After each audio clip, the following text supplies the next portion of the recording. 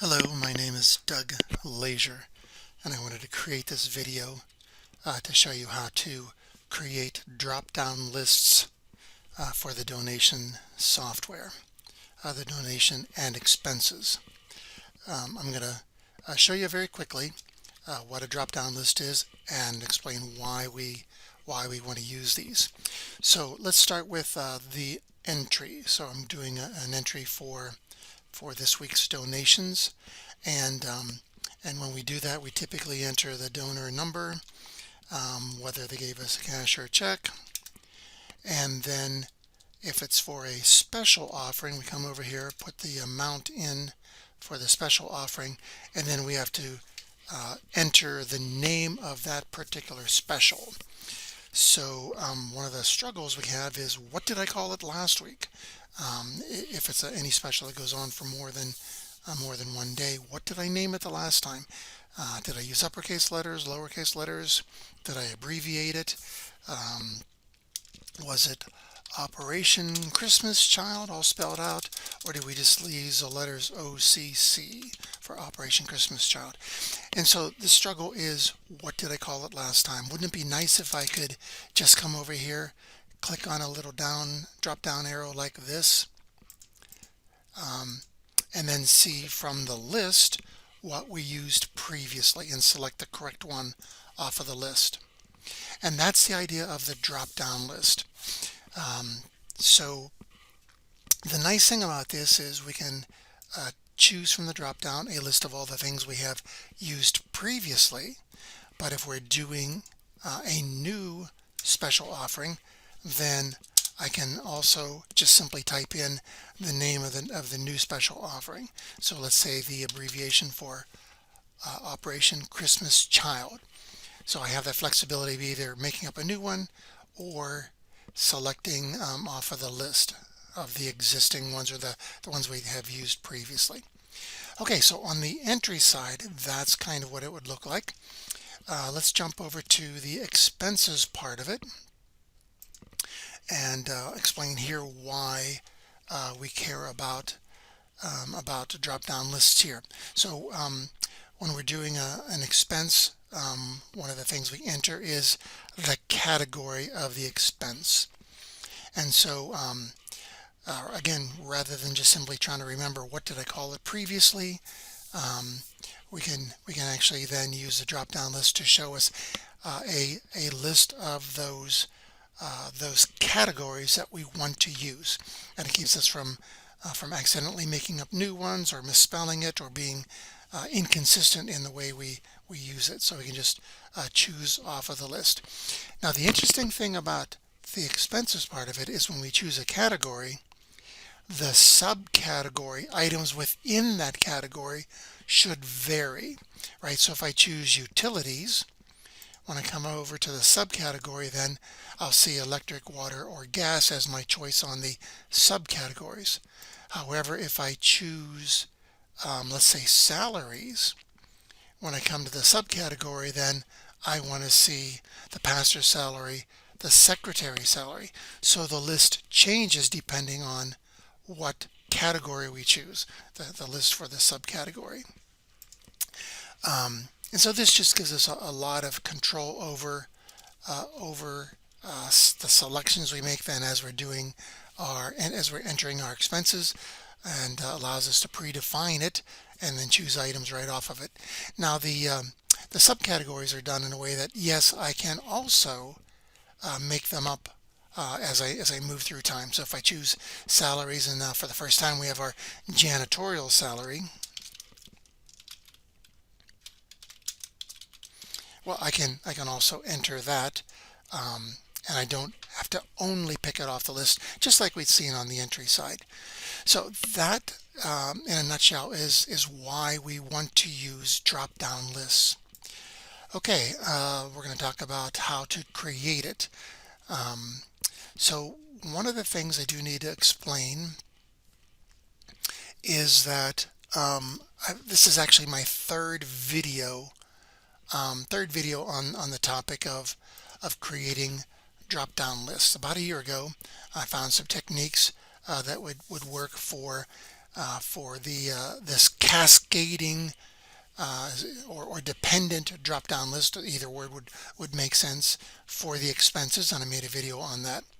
The trouble was the methodology that it used was something that was hard for a lot of you to follow if you weren't really good at Excel, and most of you aren't. And so I've been, since that time, I've been searching for a better way to do it. About a month ago, I found a much better methodology, and I made a video showing you how to do that. The trouble with that is simply that it was using functions or cell formulas that are only available in the very new versions of Excel. 20 Office 365 and Excel 2021, and I knew that was going to limit a lot of you from not being able to do it. Continue to research, and I found a way to do the same simple methodologies but using older cell functions and cell formulas. So that's what I'm going to show you today. So what I'm showing you today should work in the older versions of Excel as well as the new versions. So let's go ahead and take a look at that. We're going to start with the entry part of it.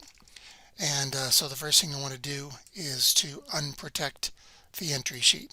And what we're going to do is we're going to create the drop-down list here, make sure it works, and then we'll apply it then to all the other cells so that no matter which row you're on, you can use a drop-down list. So critical thing about creating our drop-down list here, the idea is that this is going to come from the previous special offerings that we've done. If you're using one of the newer versions, we also have the in-kind donations, sometimes referred to as non-cash donations. So both, the list will contain both of those options to use. If you're in an older version, then you did not have in-kind, so you would only have special offerings. The technique is still the same, the way we create it. So the question we have is, when you're making a list, where do I get my choices from? What creates a list? And the answer is just simply, it'll come from what we have previously done in the Annual tab. So this column Z contains a list of all of our special offerings, and in this version, special and in-kind offerings. And so this list is what we want to use, but I don't want to see VBS repeated 3, 4, 6 times. I just want to see VBS as one option to choose. So we have to do something special to this. So what we're going to do is we're going to create a brand new tab. And this we'll name this new tab drop down. If you don't know how to do that, you just click on the plus sign, and that'll create a new worksheet tab. It'll have some generic name like sheet 1. You just double click on it, and you just type over top of sheet 1 and give it the new name Dropdown. Okay, so once I have the new tab, then I'm ready to start creating the list that we'll use. And again, the list that exists on the Annual tab has too much stuff in it, so we want to whittle that down to just one answer. Or for each one of these, we just want to see them once. So the function that we're going to use over here is the unique function. Okay, so in column A, actually cell A1 at the top, I'm going to do the equals unique, and then I'm going to point to, on the Annual tab, I'm going to point to the entire column Z. Right parens, and there it is. Now what you'll notice if you look at this is we have a 0. We have actually the title of the column, and then we start with the things we care about. So what's going on is just simply these cells with nothing in it are what are showing up first in the list as the zeros. The next thing it finds is this item, and that would be the name of the special or the in-kind donations. And then after that, it will see VBS. It'll see VBS twice, but the unique function says I only want to see one of these. Then it'll find missionary speaker. Then it'll find blankets, etc., etc. So the unique function is pretty neat thing actually, and it's going to give us a unique list of those items we care about. However, when we're doing our drop down, I don't want to see the first or the second item.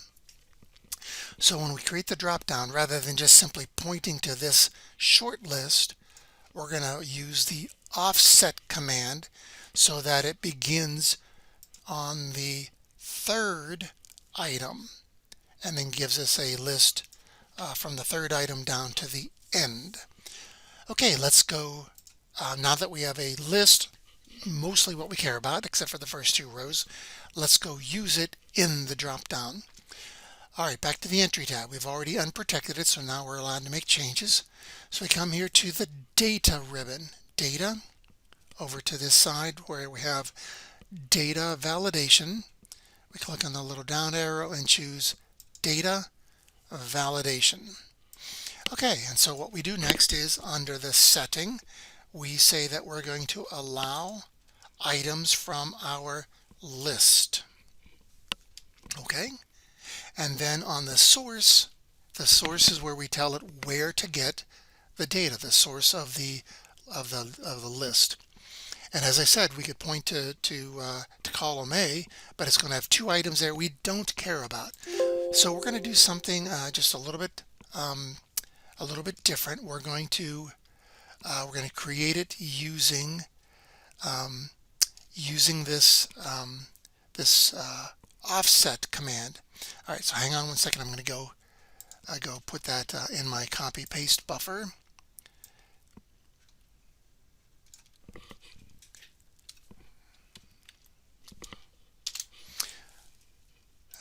Okay, so now I can come back here and do it again. I'll be able to paste it rather than typing it. I do have a document that I can send you. In fact, I'm going to put a link to the document that tells you how to set this up. A link to that was going to be in the in this video description, so you can just go there, download the instructions that I gave you, and then just copy and paste out of there. So that'll make it a whole lot easier for you when you're setting things up. Okay, sorry, we're going to do it again. So coming off of a list, that's what we're going to use. The source of that list is going to be this function, the offset function. And this is how we skip over the first two and then make a list of all of the remaining items. Okay, so once you do that, then we can just simply test it. And there is our list. And again, because I have both in-kind and special items in my history, that's what's showing up here, a mixture of special donations and in-kind donations.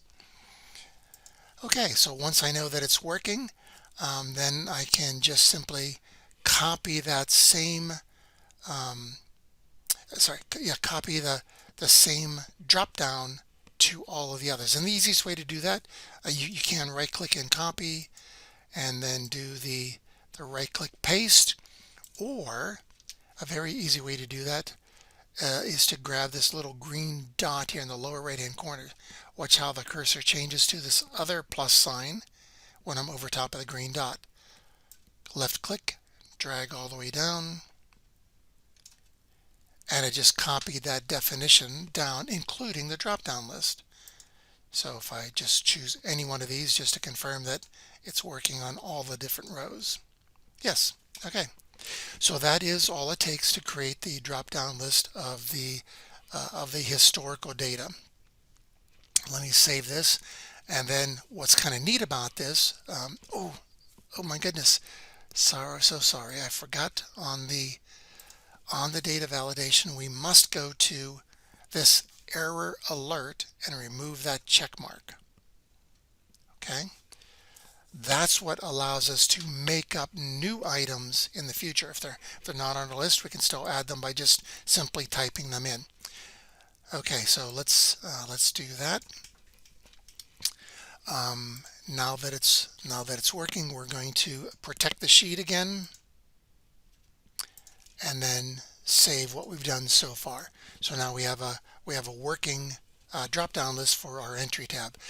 What I wanted to show you now is what it looks like in following weeks when I want to create a new one, and then I'll show you that once we've created it and saved everything, in subsequent weeks that new item is now automatically available as part of the list. It's a dynamic list, meaning as you add things, those new items are also part of the drop down in future weeks. So let's go ahead and do that. So let's say we're doing a donation on December 1st, 2024, and we'll just do one of our, we're going to keep it simple, cash amount of $100, and that's going to be $100 for our Operation Christmas Child. When I look at the drop-down list, that's not one of the available options, so I'm going to type it in.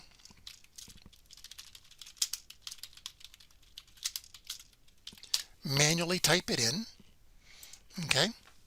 Now, if I'm doing another one later on, then right as I start typing Operation, it's not. Oops, since I don't want to put VBS in there. I can use it, Operation Christmas Child, down here again and again, but when we are done with our donation for this week, remember how we go to the menu and we choose Entry is Complete. As it goes through the normal steps of saving that donation, I'm not going to print it for what we're playing with here, then that information in subsequent weeks is now available as an additional item to use in the drop-down. So it just makes it very simple to create this initially, and also very simple then to maintain it, because it maintains itself. As you add new specials, they just automatically become part of the drop-down list in the future. Okay, so that's what I like about the drop-down list for the entry tab, and that's how you create it. Let's go take a look at the next part of it. So let's jump over to the expenses. Okay, so we have some history here from our donations. I don't have any history of the expenses, but if we go over to the drop-down tab that we created, let's come over here then to column C. And so what we want to do is we want to create a list of those categories. So first thing we're doing are categories. So and we can type it in manually, or in my case I'm just going to copy and paste. So let's say we have our utilities, our office supplies, Christian education, and salaries. These are the items we want to use. We know we're going to probably be adding additional items in the future, so we'll leave when we create this, we're going to leave a kind of a blank column where we can then insert additional things. So utilities, office supply, Christian education, salary. So our categories are going across the row, left to right, but we want to include a blank column so that we can then insert additional things in the future. So one of the things I'm going to suggest is that that you go ahead and draw a box around these. So I'm going to use the borders, all borders, and I'm going to include the blank column so that later in the future, when you're adding new things, you add to the left or between the last item and the blank column that's included.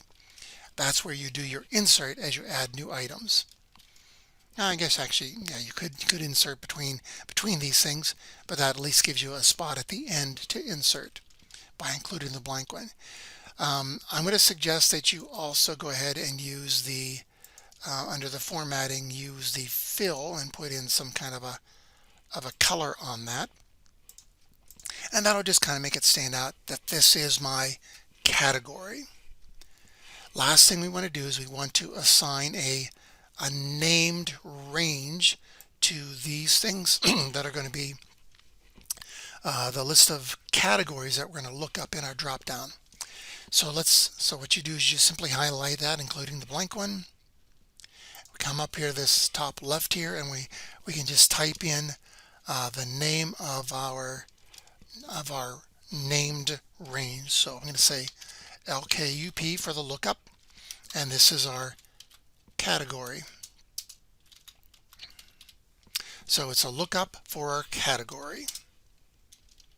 All right, and if we come back to here to our expenses, we can apply that here very quickly, just like we did on the entry tab. We go to our first cell in the category column, and we're going to choose data validation, and on the settings column, we're going to say it's going to come from a list.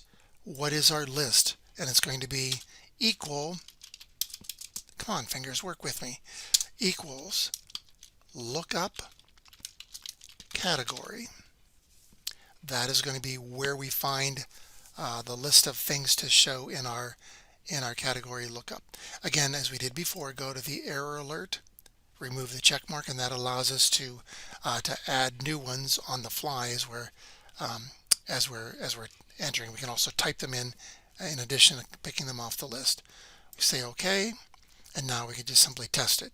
There it is: utilities, office supplies, Christian education salaries, and the blank one. Okay, so let's put one of the items in here, and then we'll go back to the drop down and we'll do the rest of it. Okay, so the next question when you're creating your drop down list, if I choose utilities, what are the choices that I want there? All right, so things like electric, water, gas, those are the kinds of things we would want to have when you choose utilities. So I'm going to come over here. I'm going to go ahead and paste those rather than just simply typing it. And let's go ahead and fill in some other ones here while we're here. So office supply, Christian education, and salaries.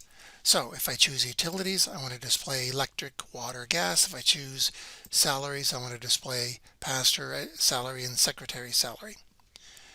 So that's just how simply we can create our drop-down list. And again, it's going to be dependent on what you choose here. So as we did before, I'm going to ask that you go ahead and create a named range. Well, actually, first thing is let's do that. The boxes around it, all borders. So it just makes it easy to see what is going to be included in our subcategory drop-down. We're going to include the blank row and the blank column. Okay, so that way we can later on insert rows above the blank row.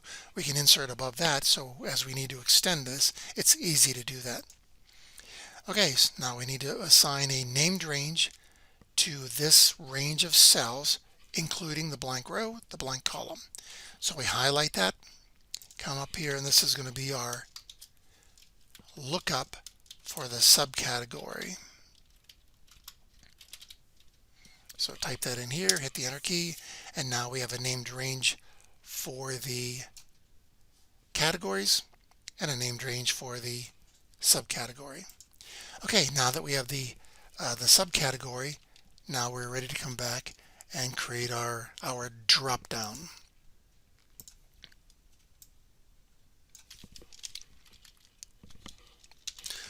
Okay, so the drop down that we're going to use is going to be using the index and match command. So let's come back here to our expenses. Again, now the data validation. On the settings tab, we're going to say list. That's what we're going to create, and the source of that list is going to be this formula, index and match. Looking for what's in C11 and then returning the correct column of information based on that. as we did before, come to the error alert, get rid of the check mark there so that we can type in, if it's not on the list, type in additional items. Okay, so we've chosen salaries, and so our subcategory is now pastor or secretary. If I choose utilities, my subcategory drop down is electric, water, gas. Okay, or I can type in a new one if it isn't on the list. The way we designed it, we're allowed to also add new items here. Okay, so that is how we create the category and then the subcategory so that it cascades from this choice, or another way to say that is the subcategory is dependent on what we choose first in the category. Last thing we need to do to finalize this is just simply take these two, the definition of these two things, and apply it to the remaining rows that are here. If you're doing this before, if you're setting this up before you start using expenses, you'll only have just the one row and nothing to copy down. But if you're doing this after you already have data or rows in the expense tab, then you'll need to copy the definition down. Okay, so we're going to do this one a little bit differently, because if I use this, when it copies down, it'll put the word utilities over top of the existing data. I don't want that. So we're going to use a slightly different technique. Highlight both the category and the subcategory from the first row, right click and copy, and then the magic is right here. Select the other category, subcategory cells like this, highlight them, right click, and this time we're going to do special, and it's a paste special, but we're only pasting the validation. All right, so we pasted the validation. As you look here, you can see that the category and subcategory drop-down is available for us to use.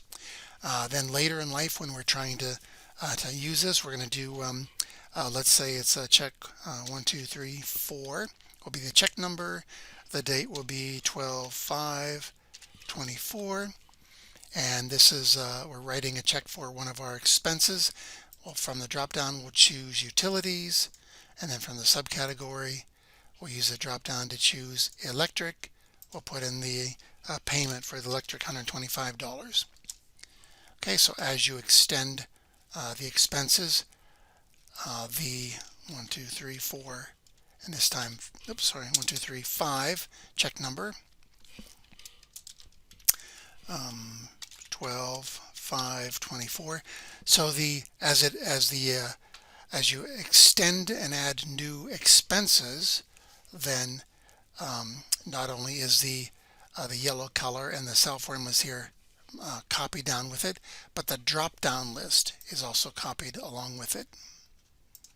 So let's do our gas bill, and that's $200.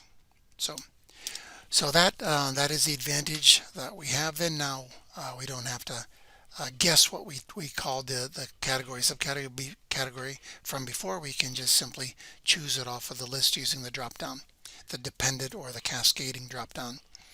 And as I said, if you need to make something up because it wasn't there before, you can decide then, do I add it to the list or not? So let's say water, electric, water, gas. Oh, we don't have sewer.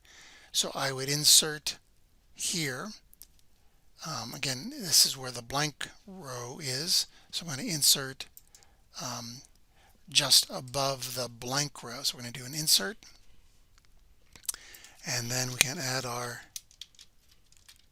sewer option in there. And just so we can prove it, we'll come back here to the expenses. And if we have utilities in the category, our subcategory now includes sewer.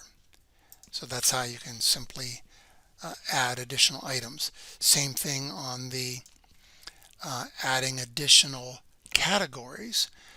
So utilities, office supplies, Christian education. You know what we don't have is we don't have the maintenance of the church. So I'm going to insert a new column, and this will be maintenance, and then we want how about lawn care will be one of the items we want to do under the maintenance. Okay, come back here to our expenses, and let's just simply test it. So if I chose maintenance for the category, and then lawn care is my choice on this subcategory. So that's how we can add additional items for the category and for the subcategory. All right, so as I'd mentioned, this is my third video, and that's because I created it using these older type of functions that have been in Excel for a very long time. So if you're on an older version, you can use these cell formulas. The other video I created, like I say, it was pretty nice. I really liked it, but it used the filter and the choose columns functions on the entry side, and then for this for the expenses side, this dependent or cascading drop down, it used the X lookup function. Really neat functions, but they were only available in new versions. And so what I've done here, this will give you the ability to create it even in your older versions. Now, as I mentioned, I did in my descriptions, I will put a link to the document that I created to show you the various steps of how to create this. So I'm actually put it there as a PDF file, so even if you don't have Microsoft Word, you can still get to this document, read down through it, and copy and paste out of it. So these are the steps. I have the contents here. The first thing I do is to help you, if you need to, help you determine, am I on a new version or an old version of Excel? And then the other thing is the columns that we're using, where the entry tab begins, where the expense tab, where the items you type in on the expenses, which row are they on? That kind of varies in my donation software, because over time I've been continually adding new functions and features, and that means that sometimes the columns are moving around on us, the rows are moving. So I have the way for you to determine which version you're on, and then once you know which version of my donation software, as you're walking your way down through it, you'll see at different times, like right here. Okay, so when you get to this point, you need to put in a formula. If you're on a new version of my donation software, you would use this formula. If you're on an older version of the donation software, you would use this formula. So this tells you not only how to set things up, it gives you the formulas you need, and it gives you a formula depending on whether you're on an old version of my donation software or a new version. So like I say, there'll be a link down in the description. Grab that, and then get a copy of this thing with all of the instructions to show you how to set everything up. Okay, that's what I wanted to cover in this video, and I'll look forward to working with you in the next video.